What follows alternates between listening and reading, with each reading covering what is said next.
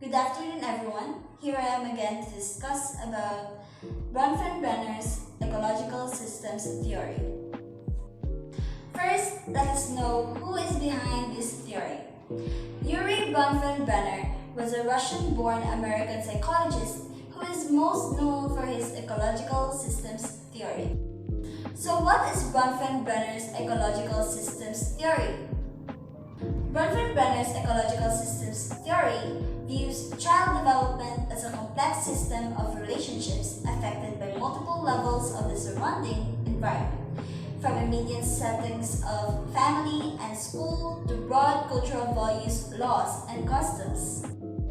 This theory is divided into 5 systems, which are the Microsystem, Mesosystem, Ecosystem, Macrosystem, and the Chrono System.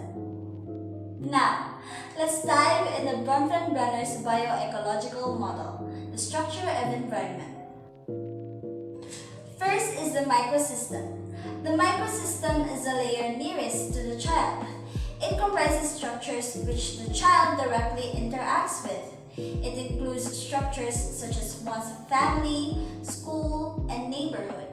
As such, this microsystem covers the most basic relationships and interactions that a child has in his or her immediate environment. In this layer, relationships happens in 2 directions, both away from the child and toward the child. This means that the child is affected by people with whom he interacts, and in turn, these people are also affected by the child. Relationships in a microsystem are bidirectional, meaning the child can be influenced by other people in their environment and is also capable of changing the beliefs and actions of other people too. Furthermore, the reactions of the child to individuals in their microsystem can influence how they treat them in return. The interactions within microsystems are often very personal and are crucial for fostering and supporting the child's development. If a child has a strong nurturing relationship with their parents, this is said to have a positive effect on the child, whereas distant and unaffectionate parents will have a negative effect on the child. The mesosystem. In this layer, it serves as a connection between the structures or of the child's microsystem. The mesosystem is where a person's individual microsystems do not function independently, but are interconnected and assert influence upon one another. For instance, if a child's parents communicate with the child's teachers, this interaction may influence the child's development. Essentially, a mesosystem is the system of microsystems. According to the ecological systems theory, if the child's parents and teachers get along and have a good relationship, this should have a positive effects on the child's development compared to negative effects on development if the teachers and parents do not get along. The ecosystem. This layer refers to the bigger social system in which the child does not function directly. This includes the city government, the workplace, and the mass media. The structures in this layer may influence the child's development by somehow affecting some structure in the child's microsystem.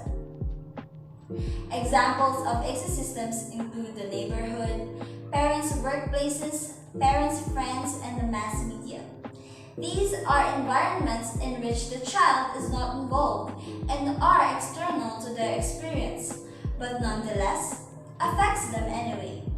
An instance of ecosystems affecting the child's development could be if one of the parents had a dispute with their boss at work.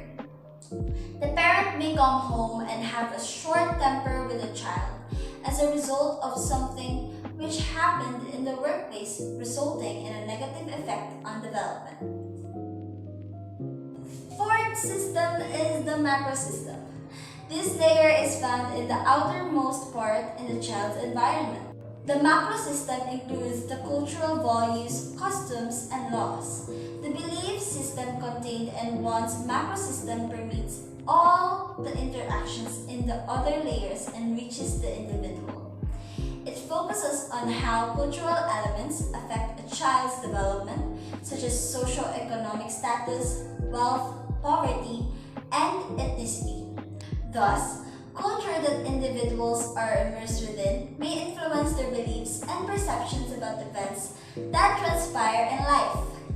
The macrosystem differs from the previous ecosystems as it does not refer to the specific environments of one developing child, but the already established society and culture which the child is developing in. This can also include the socio-economic status, ethnicity, geographic location, and ideologies of the culture. For example, a child living in a third world country would experience a different development than a child living in a wealthier country. The Chrono System. The Chrono System covers the element of time as it relates to a child's environment.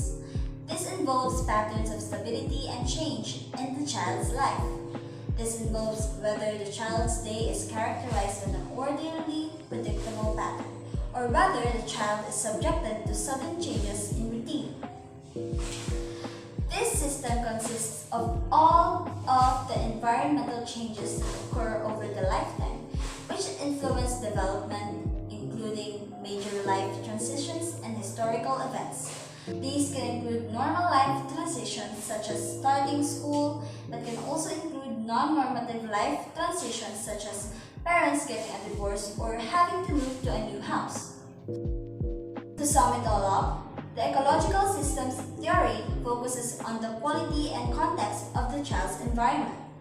Bronfenbrenner pointed out that as a child develops, the interplay within the layers of environment systems becomes more complex. This dynamic interaction of the systems happens meantime, while the child's physical and cognitive structures also grow and mature.